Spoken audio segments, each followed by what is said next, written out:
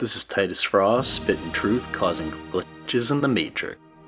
I think we have to take a hard look at one thing that we're not talking about yet too, Sean, and that's psychotropic drugs. My guess is we'll find out that, like most of these shooters, that's happened after many incidents. This guy was a prescribed Dr. Boder, we don't have a lot of time, sir, but we appreciate your insight. Thanks. I have 10 nieces and nephews. We're talking about bump stocks.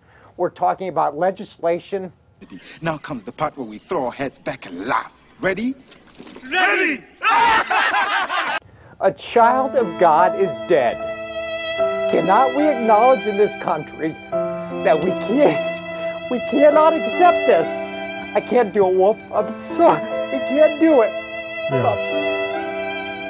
All right, we're going to get back to you, but you're obviously, this is so emotional. Unfortunately, it happens all too often, and as a result, people say we've got to learn some lessons.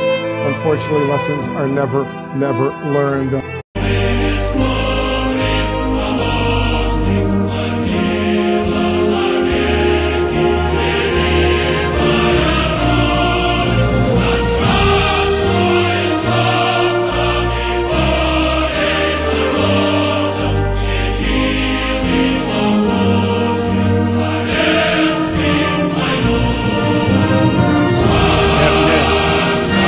Grand jury in the District of Columbia, they returned an indictment presented by the Special Counsel. The indictment charges 13 Russian nationals and 3 Russian companies for committing federal crimes while seeking to interfere in the United States political system, including the 2016 presidential election.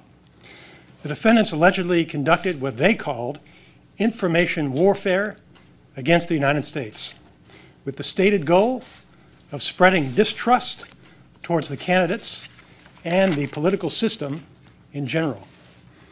According to the allegations in the indictment, 12 of the individual defendants worked at various times for a company called Internet Research Agency, LLC, a Russian company based in St. Petersburg. The other individual defendant, Yevgeny Viktorovich Prigozhin, funded the conspiracy through companies known as Concord Management and Consulting, LLC, Concord Catering, and many affiliates and subsidiaries. The conspiracy was part of a larger operation called Project Lakta.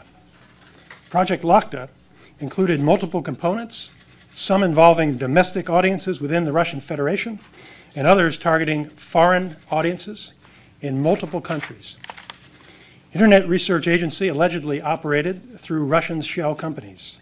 It employed hundreds of people in its online operations, ranging from creators of fictitious personas to technical and administrative support personnel, with an annual budget of millions of dollars. Internet Research Agency was a structured organization headed by a management group and arranged into departments, including graphics, search engine optimization, information technology, and finance departments. In 2014, the company established a translator project focused on the United States. In July of 2016, more than 80 employees were assigned to the translator project.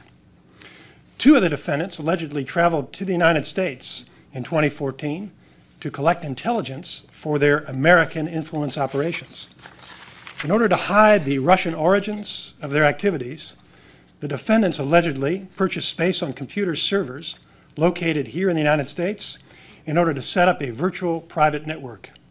The defendants allegedly used that infrastructure to establish hundreds of accounts on social media networks such as Facebook, Instagram, and Twitter, making it appear that those accounts were controlled by persons located in the United States.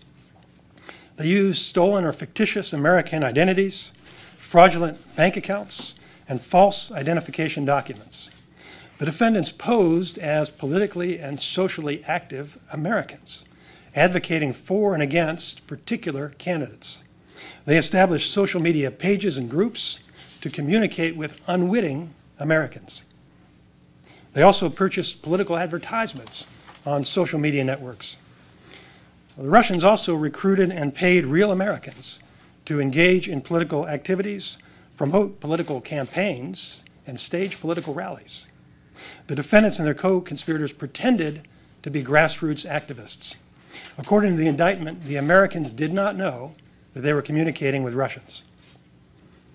After the election, the defendants allegedly staged rallies to support the president-elect while simultaneously staging rallies to protest his election.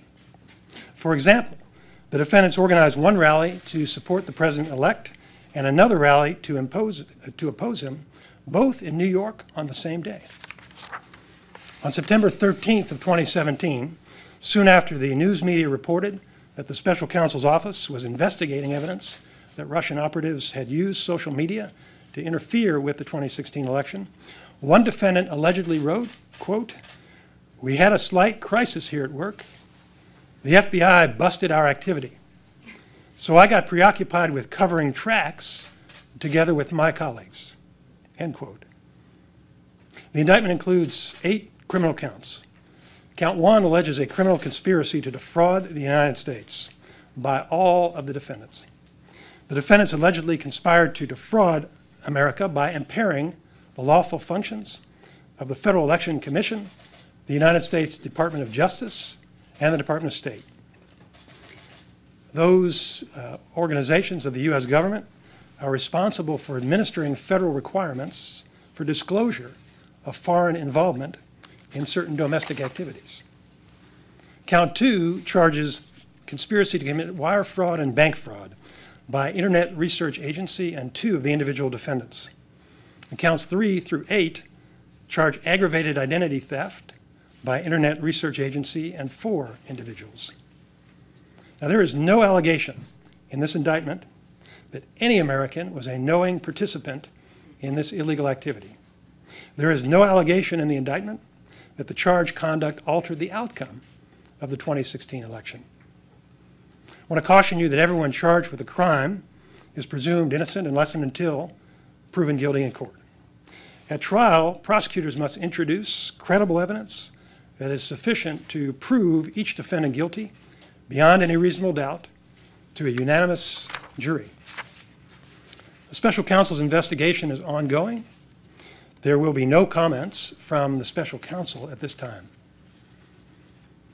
This indictment serves as a reminder that people are not always who they appear to be on the internet.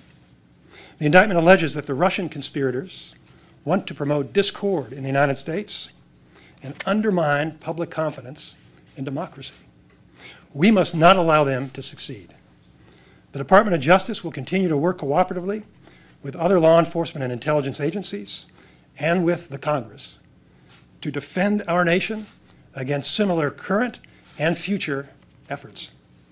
I want to thank the federal agents and prosecutors who are working on this case for their exceptional service, and I'll be happy to take a few questions.